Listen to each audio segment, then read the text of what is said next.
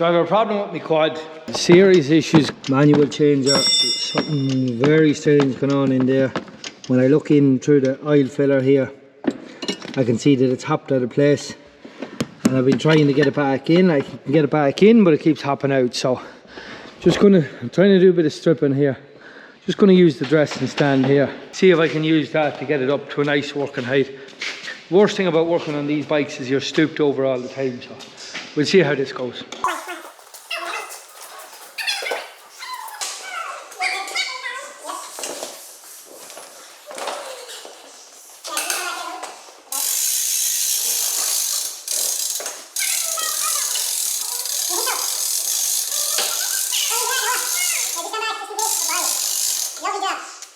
So if you're wondering what a dressing stand is, it's a device for restraining a sheep and lifting them up to a nice working height for getting them ready for showing, or cleaning them up, tidying them up, getting them ready for showing.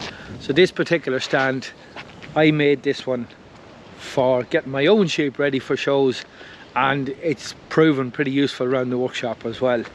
It's a great wee bench with an adjustable height on it. That's a nice height for working at. Much easier now. I'm not sure what I have to do. I definitely know I need to get all this off here. I'd say first things first, this off, plastics off.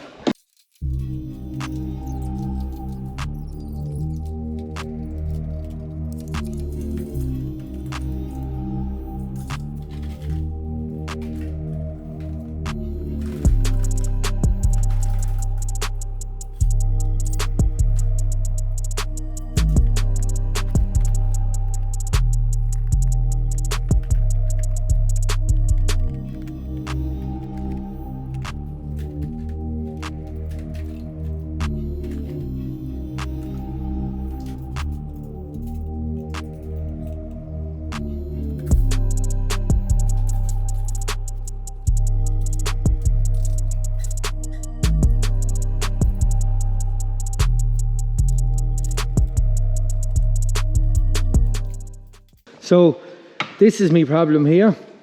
My gear selector, gear lever, it keeps hopping out of position and I can't change gear. I used to be able to hop it back in. I might have showed you that in another video.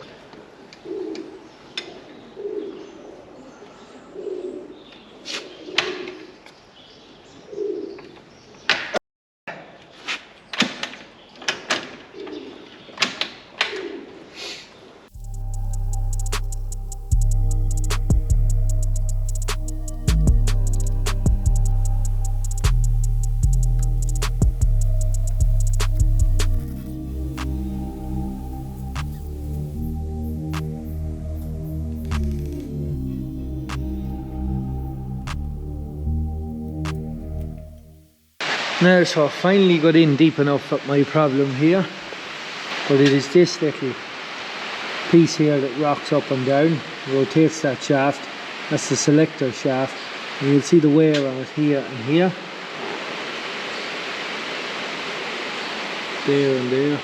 It's well worn and it does pull back like that, but I'm a bit worried that when I pull it back, there's surely a little gear inside that can drop down.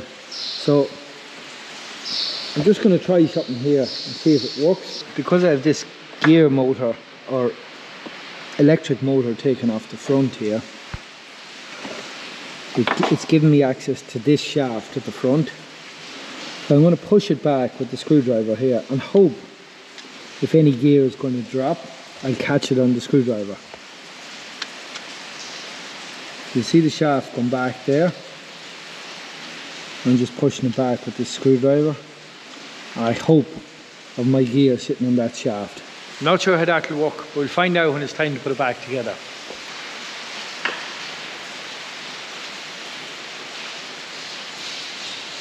What's wrong with it? You'll see a significant amount of wear on that there. That's supposed to be an oval hole that looks supposed to look like that, but as you can see, it's pretty badly worn there.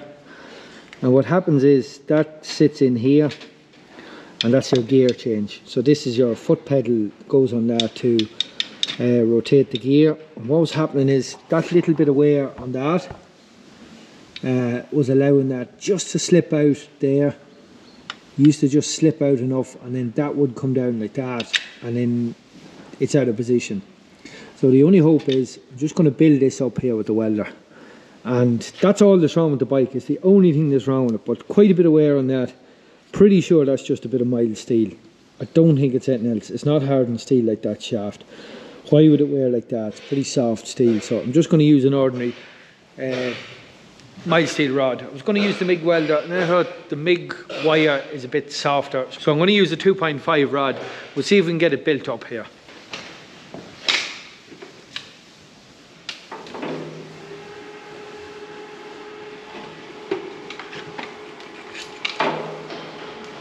So that was a stainless rod. I'm going to use just an ordinary is it a 6013 mild steel rod.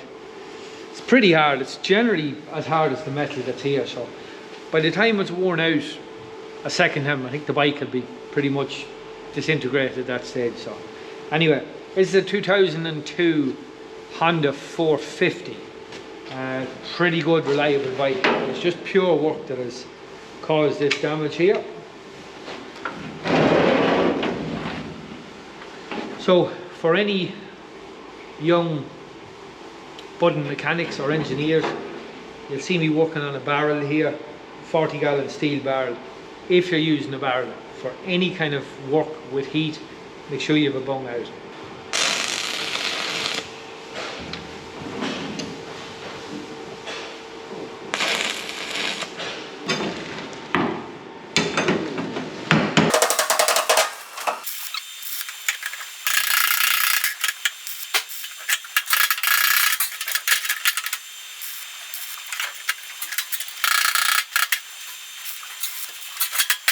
So with that built up here, you'll see it is pretty much closed in. That's the shape it's supposed to have. So I've only one tool for this job, is my reamer. I got a pointed or conical tip for it to try and get in and get that shape on it. Just back up to the vise here in the workshop, because it's not that simple to hold the piece steady. The reamer can be a little bit aggressive if it gets into a kind of a cycle of, I don't know what you call it, a bit of a rock. It can be pretty aggressive, so I want to get a good grip on it here on the vise, and we'll see if I can get a bit of shape to this now.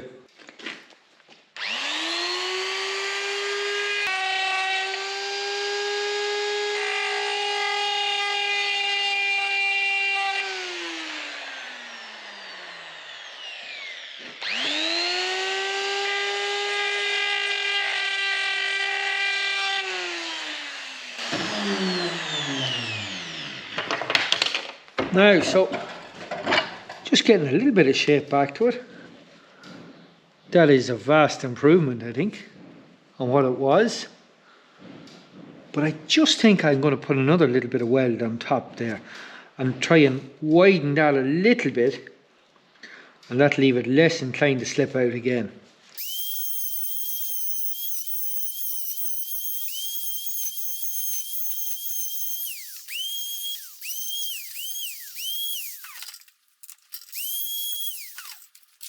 Now, you might see where this circlip is supposed to sit.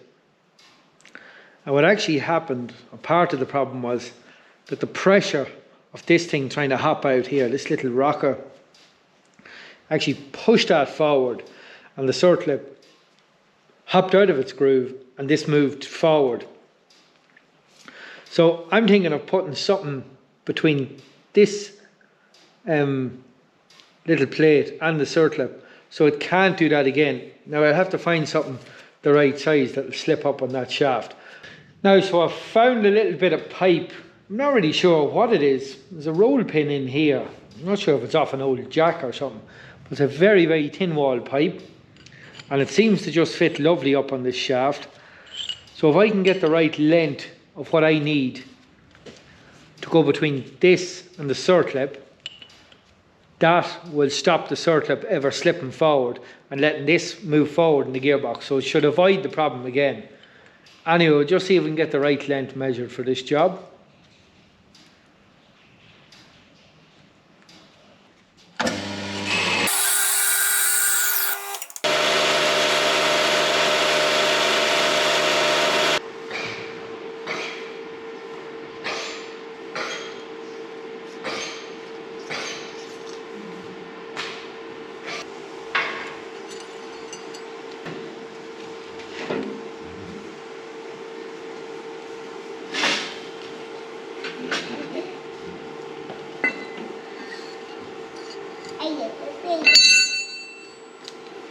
nice and snug there.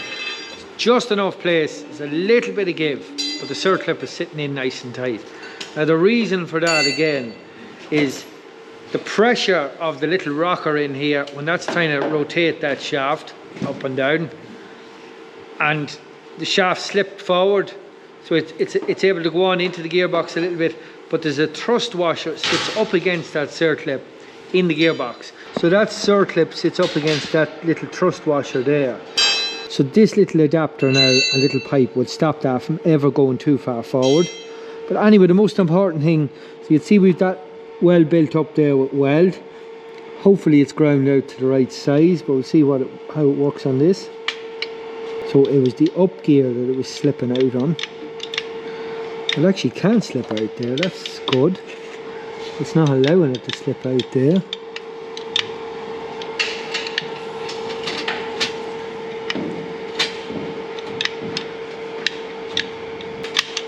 Okay, we'll hope that's alright now. It's definitely a bit of play there. You want a little bit of play, but not too much. You see a little bit of rock there. I think it's time to get some of these old gaskets cleaned off. Get a bit of tidying up done in here. There's quite a bit of dust after gathering up in here.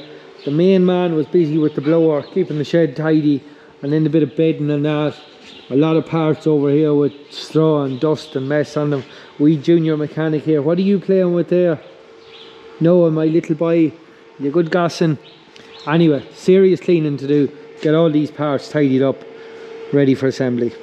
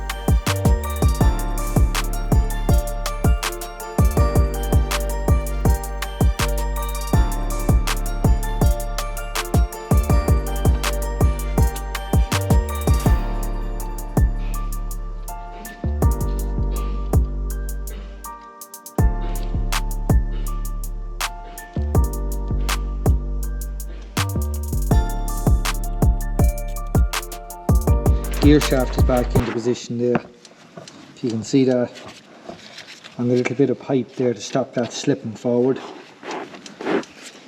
So that slips forward into a bearing up here. Quite hard to see it, but I have to put that's the original gear motor when it was an electro shift. You see the buttons here for the electro shift there, but somebody had taken the gears out of it. I had considered converting it back to electro shift, but because I couldn't get that shaft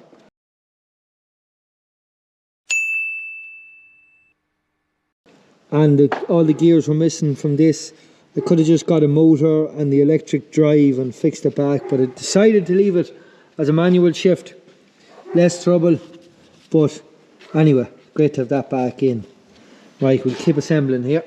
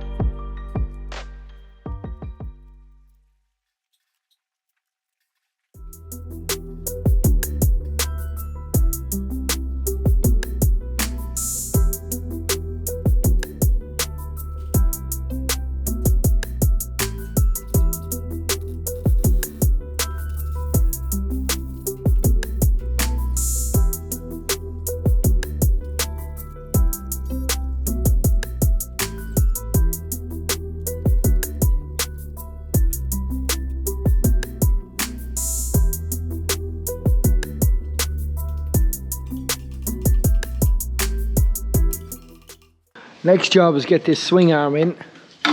What are you baiting there, young man? Good job, that's a plastic hammer, isn't it?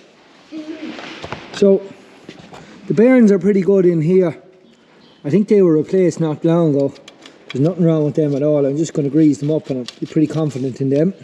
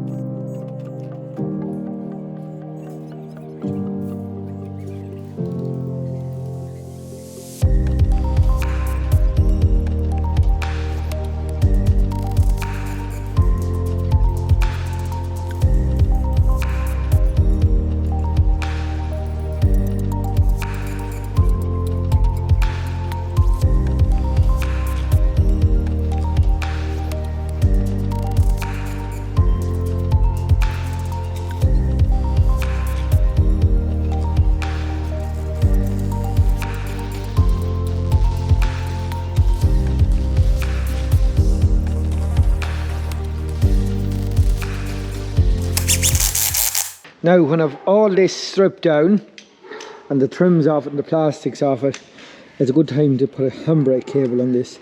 As you can see, my handbrake cable is in bits. It snapped not long before that gear thing broke. So I'm just going to change that now.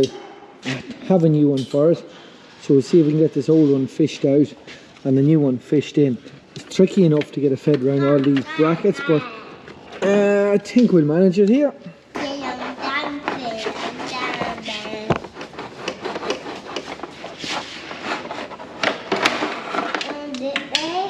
Out with the old.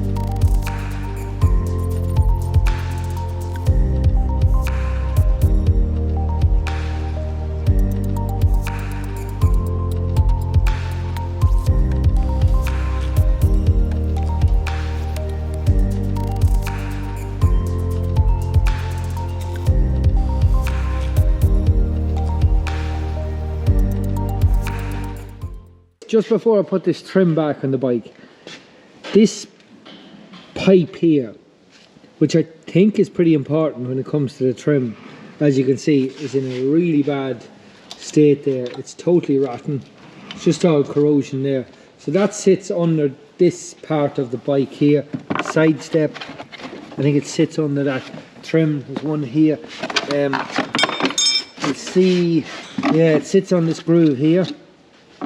So I think it's pretty important because it holds up all them trims, and these metal pipes are only going to go one way. They're just in a bad state of repair. So I think what I'm going to do is I'm going to replace them. Now I've found a bit of pipe here. It is pretty light wall stuff, but look, if I get that bent into that shape and get them welded in here, it's going to be a lot better than what's on it.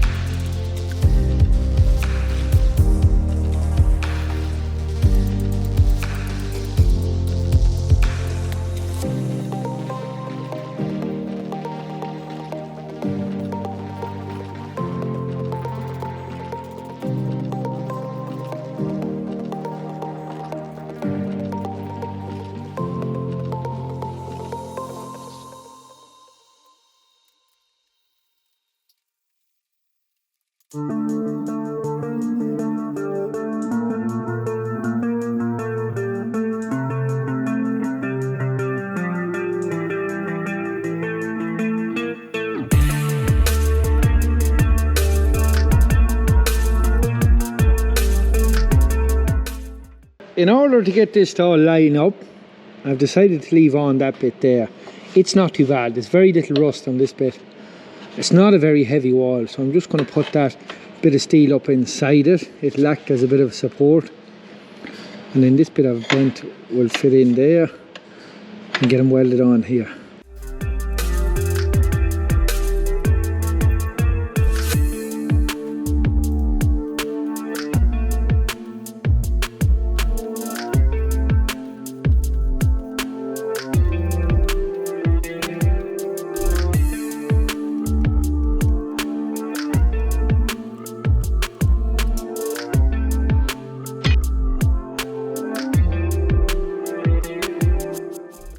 That's this other side welded on.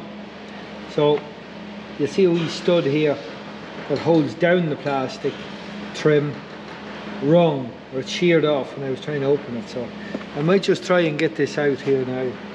A little tip I saw, I used to just put a couple of spots on top of that, on top of the damaged stud, then stick the nut over it, weld the nut to it. But a little tip I saw on somebody else's video, I'm not sure who it was drop a washer over it, and then I can weld to the washer, and then I can weld the nut to the washer, and hopefully it'll stop me welding the broken bolt to the housing or to the nut itself. So we'll see if that will work. Hopefully I have the welder at the right setting here. Get a bit of heat into it. It's the heat more than anything else that takes these broken studs out.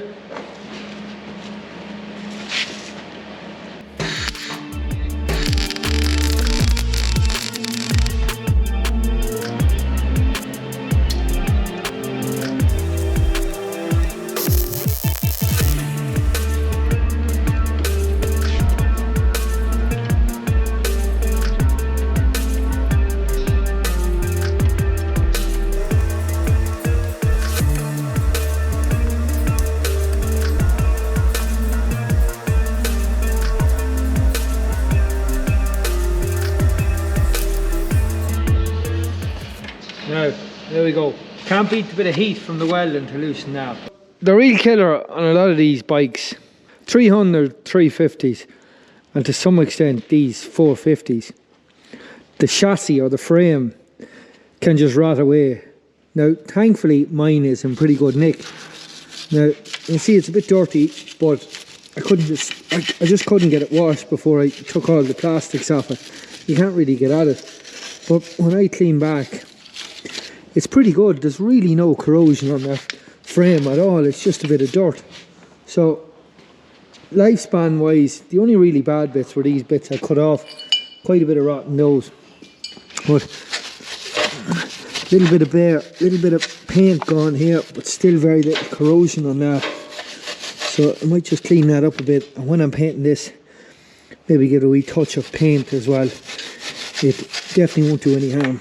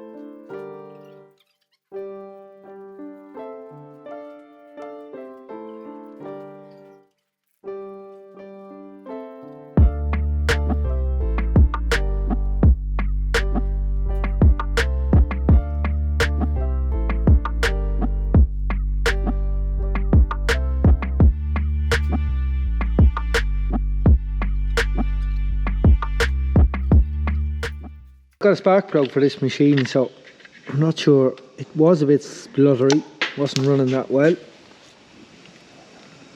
Yeah, it is a miracle how that bike was running at all. That plug is terrible. Anyway, we'll stick in this new one.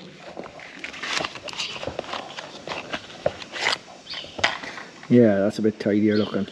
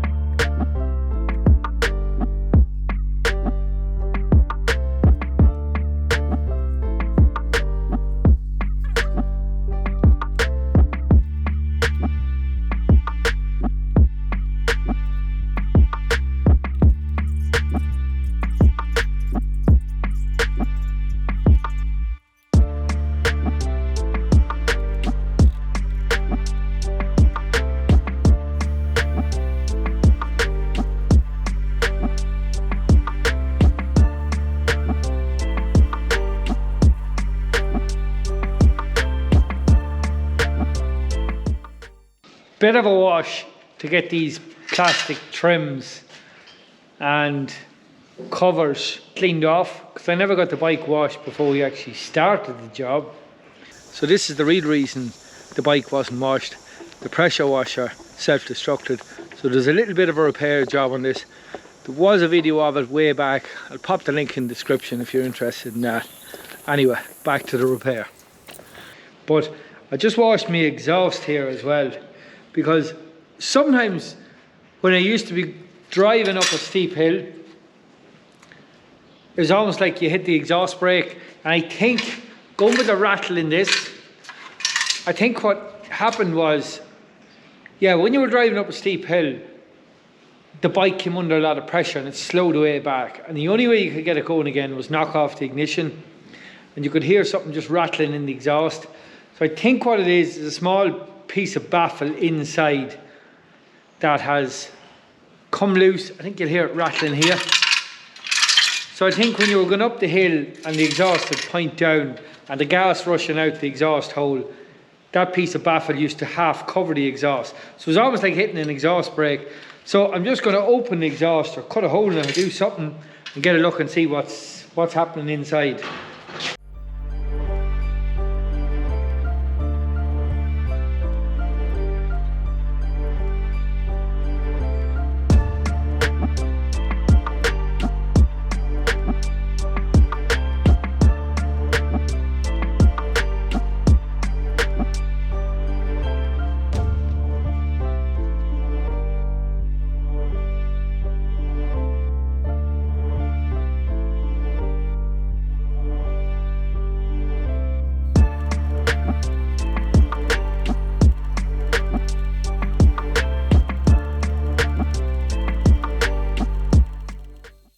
Not the easiest thing to weld, but anyway, we got it spotted back up. Cleaned it off with the grinder. I just couldn't show it to you before I welded it. It was very hard to get it spotted back up. But anyway, took out a couple of bits of baffle.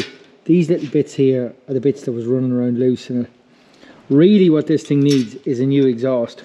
But I think what we'll do is we'll get it put back together, make sure everything's right in it before we go mad spending too much money on it. Because I'm not sure if it's going to be a success, but we shall see. We shall live in hope and see. We'll get this stuck back on. The only difference really is it's a little bit noisier without that baffle. But anyway, when you're moving sheep, it mightn't be any harm. The odd time you need a little bit of a rasp in the bike, it's good to have it if you have stubborn sheep. But anyway, we'll get this stuck back on here.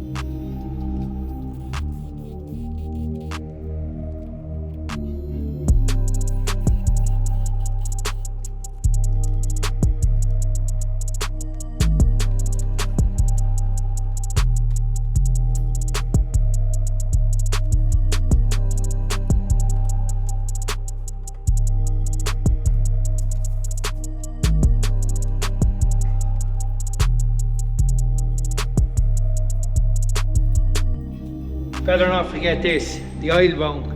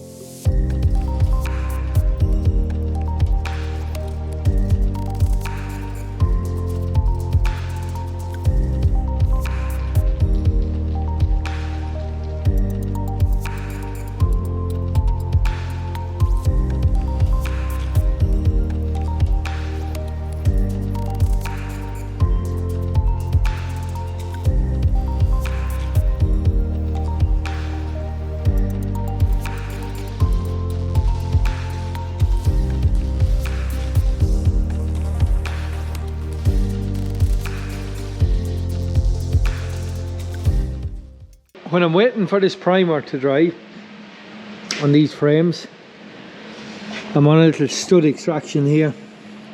So I've got my nut tacked on to this stud in here. Plenty of heat in that. Yeah, but see, I don't know, it's going to be pretty tight. I'm not sure how this will go. We shall see. Oh, no good. No good. Straight away it's broken off. No good. Try again. Try again. Now, third attempt, and I think we have it. I think the secret here is just keep rocking, forward and back. Not put too much pressure on it, but it's definitely coming now. Starting to move.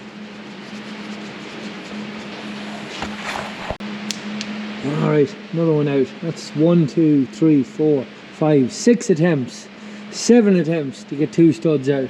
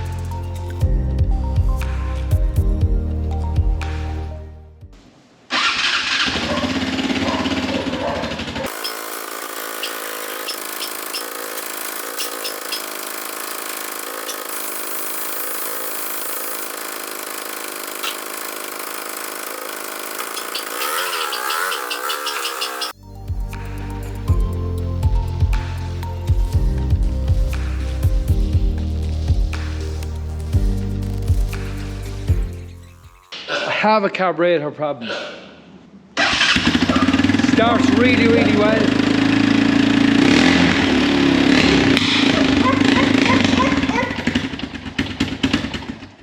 It's not revving up. Something wrong in the carburetor. Gonna have to get a look in there.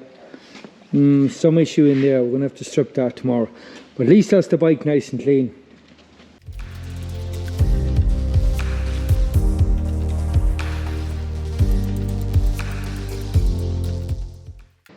This chamber fills with petrol in the carburetor.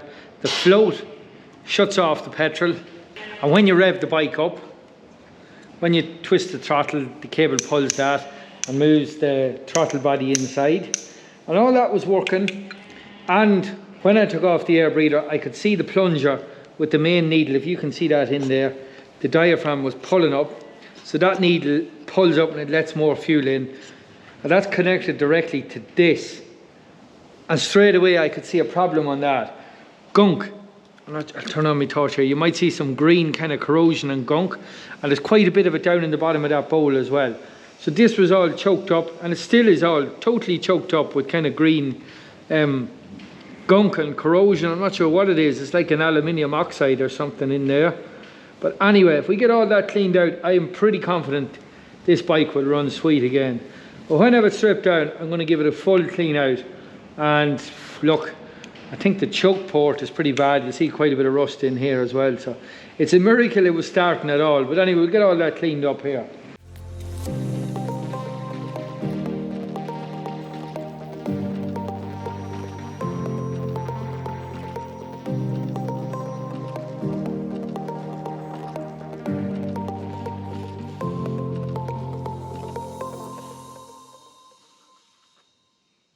Now, after a bit of a clean up and a blow down, if you can see this main port here, when I shine the light there, you should be able to see that light.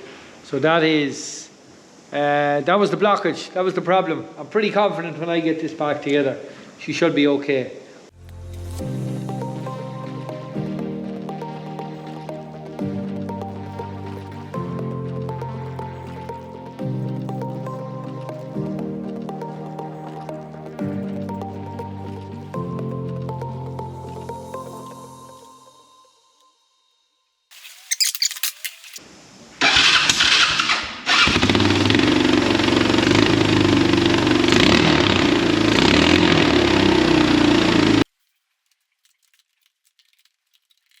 We're up and running now.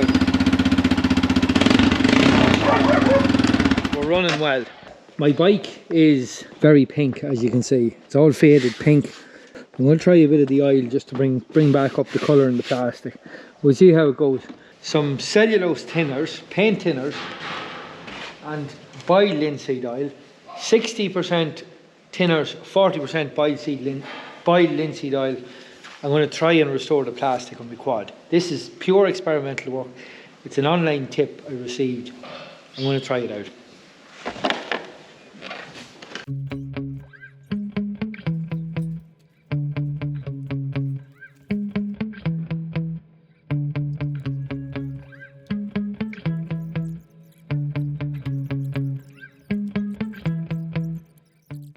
This is the other trick that everybody recommends, but I since found out it only works with certain plastics. Let's try this and see what it does.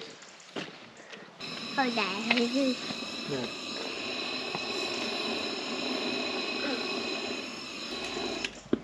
So all I'm getting is a bit of charring on the plastic. It's not actually bringing out that red pigment in it. So.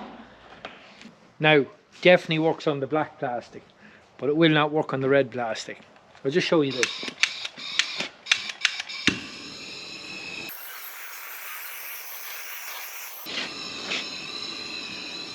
It won't work on this plastic. It'll only work on this particular plastic, so not sure why, but anyway.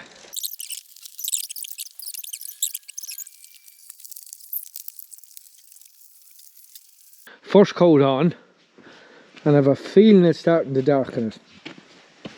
Ideally, that's the way you'd love it if it came up. Now I think that's nice and polished here. Is it from your knees rubbing on it? It's bound to be the same both sides, yeah. It's kind of where your legs sit down on the bike. And then this bit under the framework gets no abrasion at all. It's very, very pink, but I think it's starting to darken a bit. We'll just let that soak in and we might give it another coat in a short while, but definitely starting to darken a bit.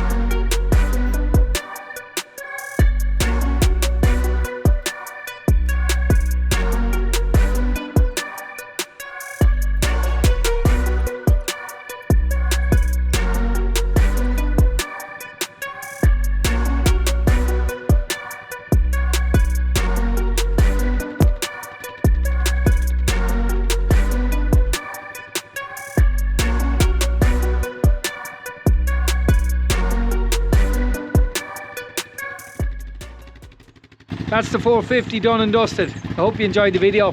Thanks for watching. We'll see you next time.